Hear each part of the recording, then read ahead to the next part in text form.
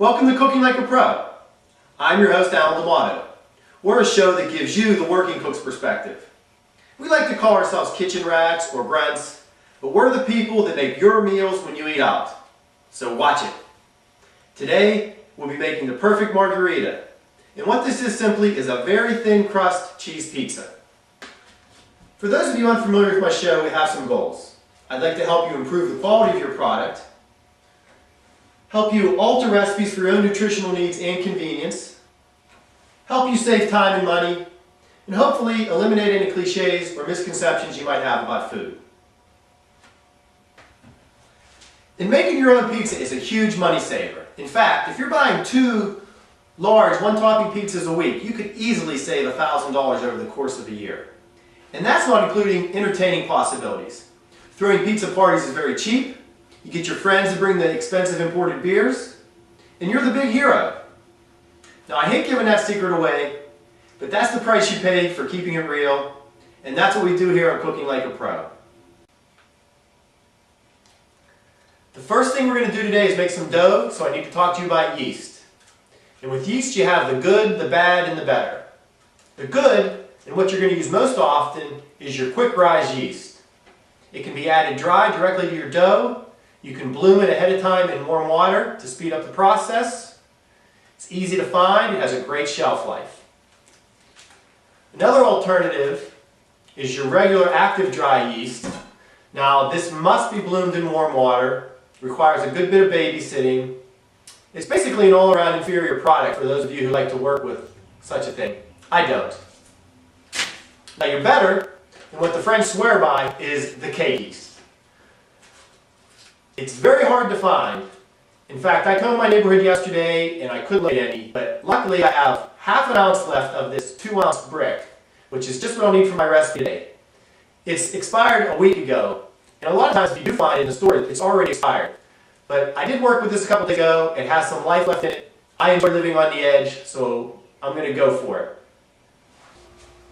My dough recipe is as follows. 2 1/8 cups room temperature chlorine-free water. My ½ ounce of cake yeast, which I'm just going to bust up. If you're using the dry, quick active, you'll need 1 teaspoon. Salt, about 1 teaspoon. This is optional. This is a bread starter. 1 tablespoon of this. And I'll talk to you more about the bread starters later. Let's talk about flour for a second. You're going to want to use high gluten flour, which I know is no longer available. It's now called bread flour. If you want to make a whole wheat crust, you can sneak in 2 cups of whole wheat flour. It's going to make the dough a little more grainy.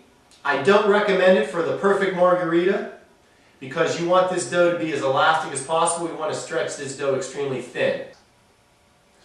All I've left to add in here is my 6 to 6½ cups of flour for my 2 1/8 cups water. I like this ratio because it's going to give me just over 3 pounds of dough, which is going to make me 4 12-ounce pies.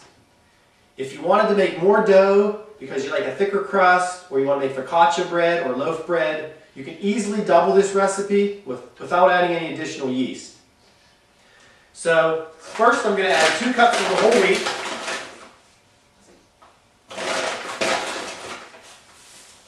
This does not have to be exact. I'm going to add 3 cups of white, which is a total of 5 cups. And I'm just going to leave my 6th cup over to the side. And I'm going to mix this until I can get my hand clean. By all means, you can use your KitchenAid mixer for this. Now you can see after a minute of mixing, I really didn't even start kneading it yet.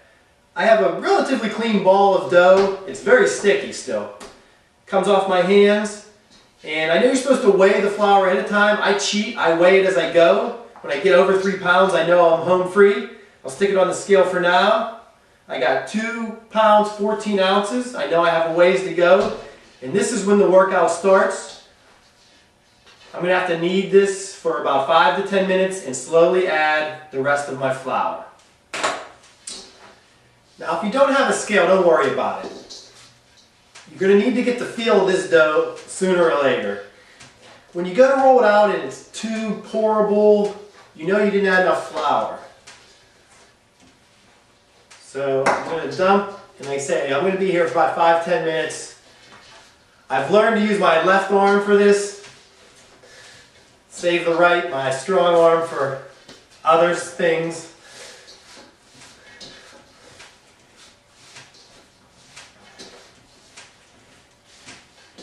And again, kneading, you just bring it towards you, push away with the heel of your palm.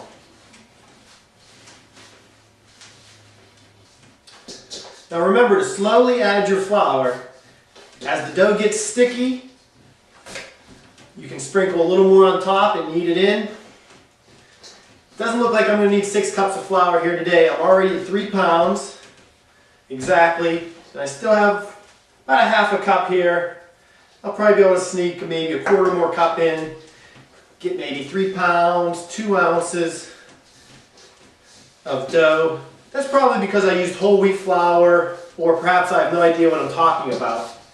But when you use whole wheat flour, it absorbs a little bit more water. It's a bigger grain than just the white.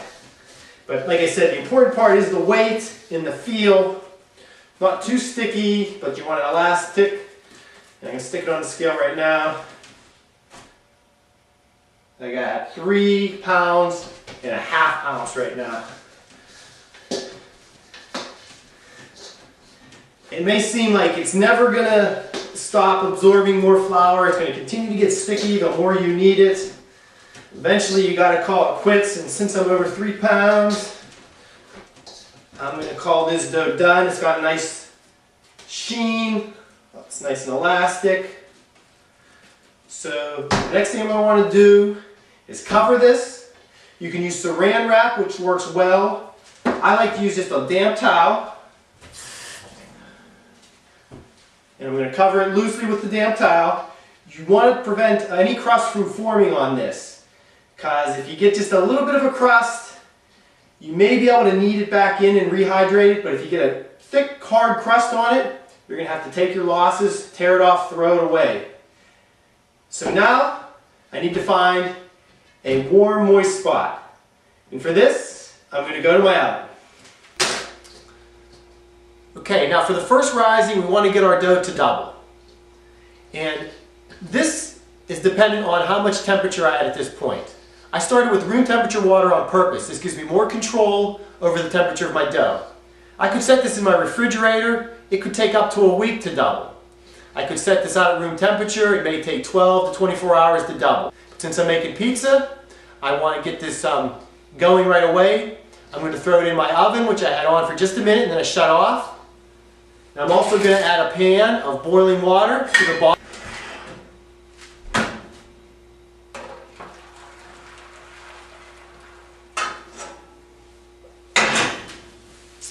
And since I use cake yeast, this is going to take an hour to an hour and a half. If you're using your dry, quick active yeast, this could take 2 to 2.5 hours to double on your first rising. While our dough's rising in the oven, we're going to need to make some tomato sauce. So let me demystify that for you right now, because I'm often asked for a good tomato sauce recipe. Mine is as follows: tomatoes, olive oil, and seasonings. Let's talk about our tomato selection. Here we have Mom's favorite, the whole peeled tomato. Here we have crushed all-purpose in puree, regular crushed, ground, and straight up tomato puree. And this is the sauce most pizzerias in America use. It's the smooth sauce. If you like this consistency, you don't like chunks in your pizza sauce, this is what you're going to want to use. I like mine a little chunky. I like to use the crushed all-purpose in puree. If you want to use the whole peeled tomatoes, that's fine. The only difference between this and the crushed all-purpose is these have been put in the food processor. My ego can handle that.